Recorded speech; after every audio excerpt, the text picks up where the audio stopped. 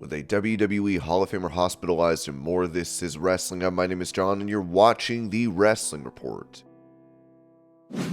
Before we get into the rest of the video, make sure you subscribe to Wrestling Hub and turn on all notifications to stay up to date with everything in the world of pro wrestling. Also, don't forget to follow us on Instagram at Wrestling Hub Official and follow us on Twitter at Wrestling_Hub.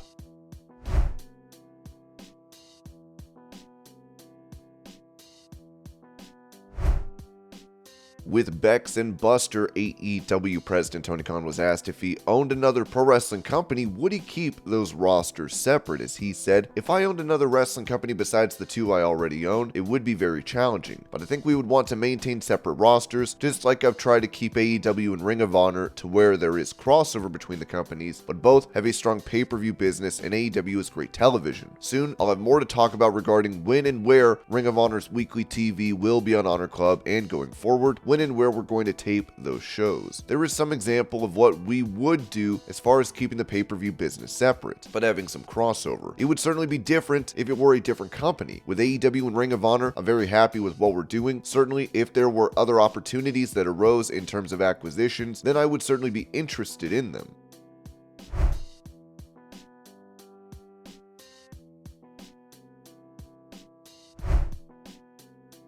On her podcast, Nikki Bella addressed the hate she receives from pro wrestling fans as she noted, "Even when it comes to the wrestling business, I'm the most hated person online." There was literally an article written about it 2 weeks ago. It is true, I'm the most hated person in the wrestling industry, and it's so mind-blowing because I'm probably one of the nicest. Beyond that, I am hated for being so misunderstood. If I stick up for the women, I'm hated. If I stick up for myself, I'm hated. The thing that has always been mind-blowing is I've never claimed to be the best wrestler. For some reason, me wrestling and showing passion and love, they hate me for it. It's like I'm not allowed to be passionate or have love for it. In every industry, there's an MVP, there's a champ, there's the best. In ours, you don't have to be the best wrestler to be the most popular. I think a lot of people didn't like my popularity. We get dragged for a lot of stuff. Why should my passion and love be taken away? Or why should I be hated for it? I love the business so much and I love being in the ring so much. I never claimed to be the best. And people drag me as if I'm out there saying no one can beat me. Yes, I am the longest reigning Divas champion in history. That'll never change. It's not like we were in the Olympics and I got there and won it. There is so much more that goes into being a WWE champion. There are so many components that go into it. It's really crazy because the wrestling industry absolutely hates me online. Not all of them. Obviously, the Bella army is so strong. We're talking about 10% out of 100. I also feel like I'm misunderstood. They read headlines, they don't listen to me fully. When we were on IG Live and Raw 30 came up, I was on IG Live for a good 20 to 30 minutes talking about Barmageddon season finale, and questions came in about Raw 30. That was about 3 minutes of a 20-minute IG Live, but people cut things down and made it as if I went on IG Live to talk about that. It's interesting because it's mind-blowing to me because I see all the hate, and it's really hard because I love this business so much. I broke my neck in this business and other bones, but I came back. I've risked my life. I've risked so many things because of how much I love it. It's hard when you're so hated for something. I'm always confused of like, why? What have I ever done? Being successful, literally, that's it, because I'm successful. I've never turned my back on the wrestling industry. The more success I've had, I've always tried to bring more awareness to women's wrestling and empower more women. What can my success do for others? There are a lot of people that see that and write articles about that too, which I'm so appreciative of the people that stick up for Brie and I, and have written amazing articles about us and showcase that is truly incredible. That small group, it's a really distinct demo, and it is mind-blowing. I also think the people that do hate, they are the ones that are afraid to not go with the flow. They're afraid that trolls are going to turn on them. There is a bandwagon of Bella hate.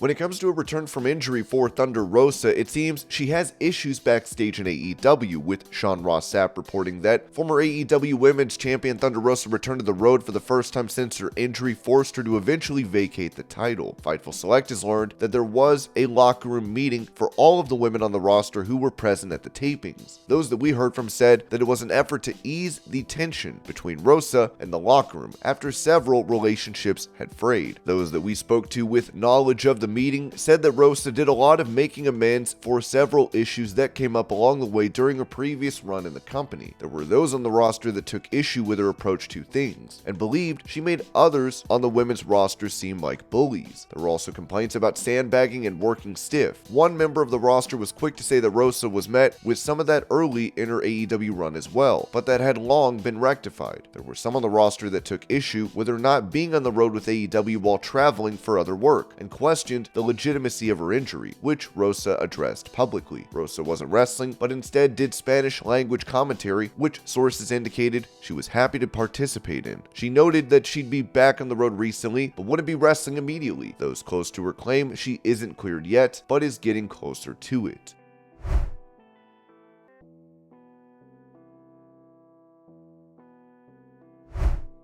Talking about the possibility of Sami Zayn being added to the WrestleMania match between Roman Reigns and Cody Rhodes, Ric Flair said on his podcast, "No way. They've put too much time into Cody and too much time into Roman. The fans sometimes get with that three-way stuff and sometimes they don't. You know what I mean? I think it is better. I know it would mean more just from knowing him like I have since 12 years old. I think Cody and Roman, that's going to be a really world-class match."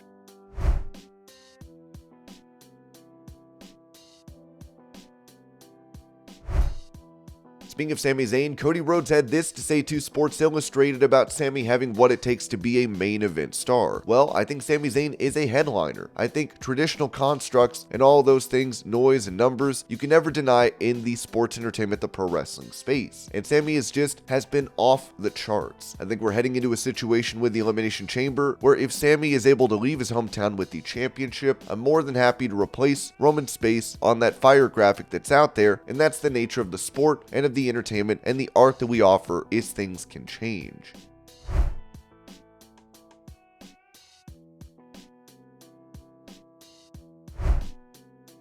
Asked if Jeff Hardy's pro wrestling career is over following his DUI arrest last year, Mike Johnson of PW Insider responded, "I sincerely hope not. No matter what mistakes Hardy has made, I think he's done a world of good in terms of entertaining and inspiring countless millions of people over the course of his career, and there's no Jeff Hardy was an a-hole story that makes the rounds, period, much less with any consistency. So he deserves to be able to come back and close his career out on his own terms, not just be randomly done. I think a lot of people are hoping he can handle his court case and stay sober and still perform. If he can't and chooses to leave wrestling on his own terms, that is one thing, and in my mind should be celebrated as someone putting his health first. The reason you haven't seen him, however, is that AEW isn't going to bring him back, and chance he has to be pulled off TV again, especially after Tony Khan stated he wouldn't bring Jeff back until he's shown he can maintain his sobriety. I don't believe that Hardy's career is over though, as long as he can make the positive moves he needs for himself and his family and get past his legal proceedings. Giving an update on the trial, it was said that he is currently slated for a pre-trial hearing on the 23rd in Florida that is listed as a case management conference. There had been a mention previously in court records of the two sides trying to come to some sort of plea deal in regard to the DUI arrest, but nothing official has been reflected in the court records.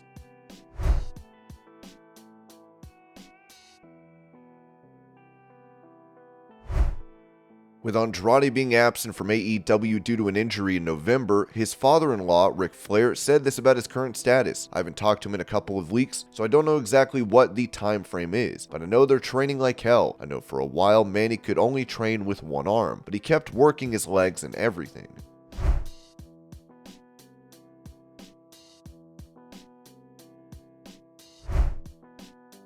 Despite recently getting out of the hospital, unfortunately, WWE Hall of Famer superstar Billy Graham has been hospitalized again as his wife provided an update on Facebook. "Fans and friends, the following are condition reports I have received from Billy's wife, Valerie. Please consider contributing to their GoFundMe. Today is the last day their insurance will cover the cost of the rehab center. They will now have to pay $200 a day out of pocket. Thanks everyone and God bless. Please pray." They have called an ambulance to take Wayne back to the Mayo. The nurse cleaned them dressing on his pick line this morning and apparently didn't do something right because now it's coming out. "I know that God has him and he is under the Lord's protection." So the first procedure took place at 3 a.m. but was unsuccessful. They scheduled him another type of procedure to insert the pick line for 7 a.m. but it was delayed. "We were both beyond exhausted, but God in his infinite mercy was on us once again. They just got him back in his room about an hour ago with a pick line successfully placed. They said the way the original pick came out could have killed him, but our Lord had other plans. And last but not least, some of his hearing has has returned. Yes, I have to talk loudly and very, very close to his ears, but he can hear me for the first time in almost 2 months. I'm so grateful and blessed to have you all in my life. That would be great. I start paying the $200 a day tomorrow. Thanks, Mike. We just got back to the nursing facility. A GoFundMe has been set up as it reads, "Friends, Wayne, Billy, has had a very rough run lately. He coded, but God decided that it was not his time to go and brought him back to us. He is going on over 3 weeks in the Mayo Hospital ICU, checked into a rehab center, and is now back at the Mayo. He is dealing with a myriad of very serious health issues, a major infection in his ears and skull that may take 6 months of intravenous IVs, congestive heart failure, diabetes, hearing loss as a result of the infection, and the list goes on. He is facing a long period of rehab, and his insurance will only pay a portion of this. He is facing at least 2 months in a skilled nursing facility once he is stabilized and released from the Mayo Hospital. Wayne has lost 45 pounds in the last 3 weeks. Wayne's wife, Valerie, is doing the best she can to work full-time, while also doing all she can for her husband. They are facing mounting long-term medical-related bills. Any amount would be greatly appreciated. God bless you and thank you. Prayers would be much appreciated."